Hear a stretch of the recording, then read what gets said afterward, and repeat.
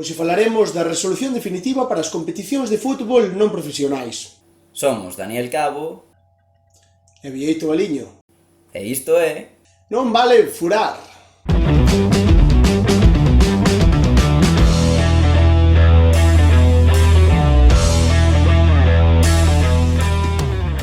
Nas últimas semanas parece que se van aclarando as incógnitas sobre como finalizará a temporada nas diferentes categorías do noso fútbol.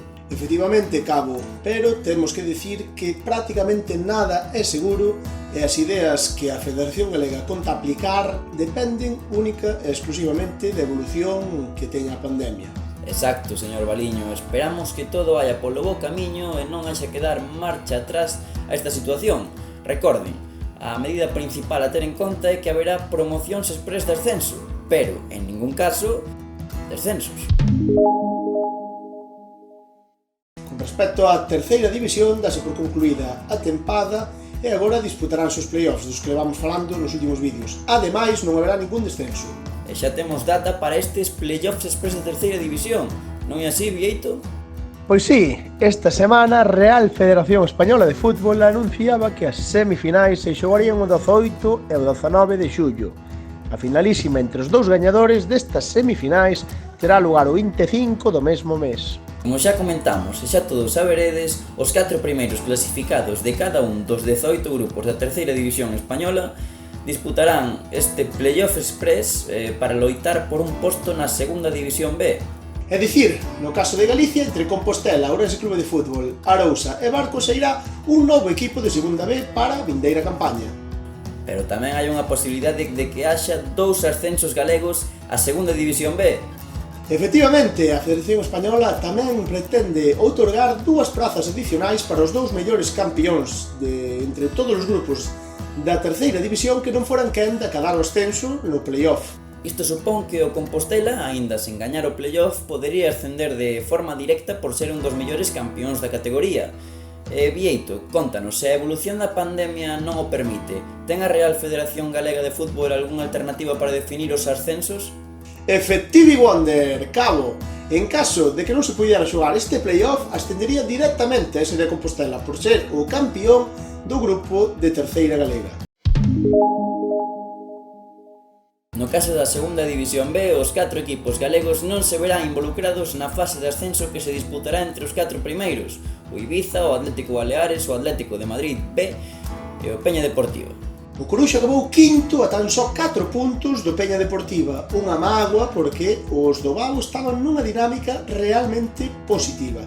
Con todo, tanto o Pontevedra como o Celta B, como o Racing de Ferrol e o propio Coruxo serán a vindeira tempada outra vez equipos de segunda división B. Unha segunda B que tamén experimentará unha serie de cambios. Por exemplo, aumentarase o número de equipos, pasando dos 80 da actualidade aos 100. Estes 100 equipos repartiránse en 5 grupos de 20 equipos, un grupo máis que na actualidade. Ademais, tamén está sobre a mesa a posibilidade de que os grupos da segunda B se definan por méritos deportivos e non por proximidade xeográfica.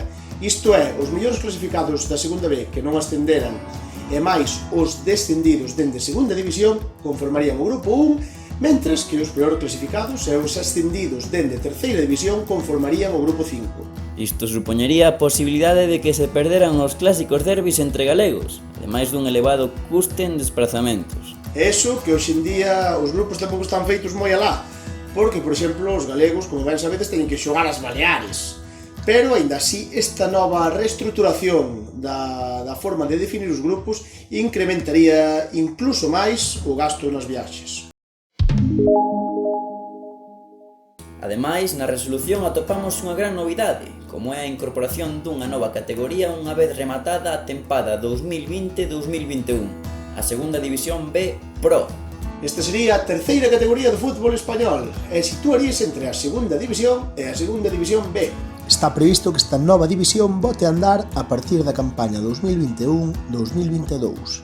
A creación da segunda B Pro, que estará conformada por 2 grupos de 20 equipos, é unha iniciativa que os clubes máis poderosos da categoría de bronce levaban tempo reclamando.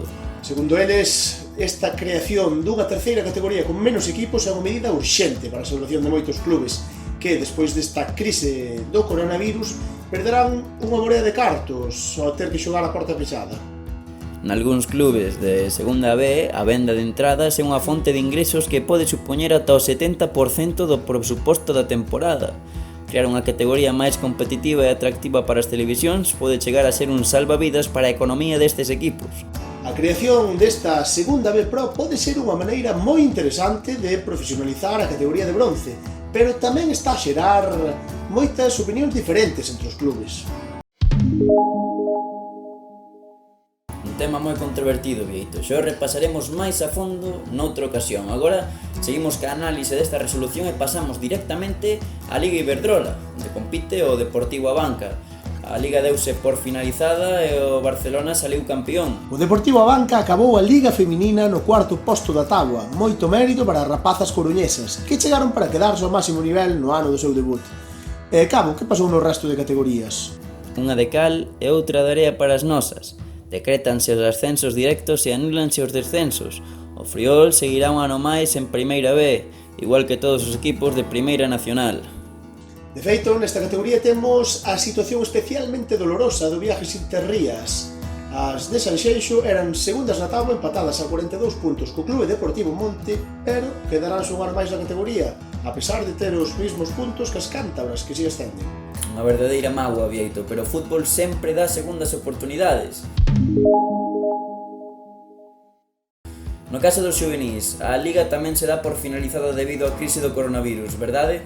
Sí, no fútbol base temos aínda máis incógnitas. O único seguro é que se acabaron as ligas, que non haberá descensos e que si ascenderán equipos de Liga Nacional a División de Honra. Tamén se puxo sobre a mesa que ascenderan os equipos de todas as categorías que se atoparan en postos de ascenso directo cando tivo lugar o parón. Pero, por exemplo, en categorías como a primeira autonómica, a categoría anterior á Liga Galega, non hai ascensos directos, senón play-off. Entón, aínda non se sabe moi ben como se resolverá isto. Correcto.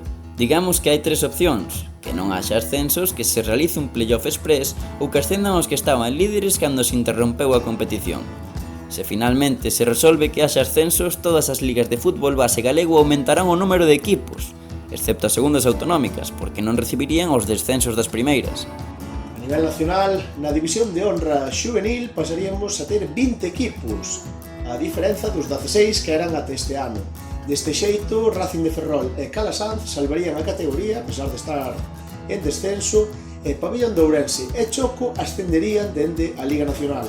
A eles sumaríanse tamén os campeóns do grupo de Liga Nacional Cántabro e Asturiano.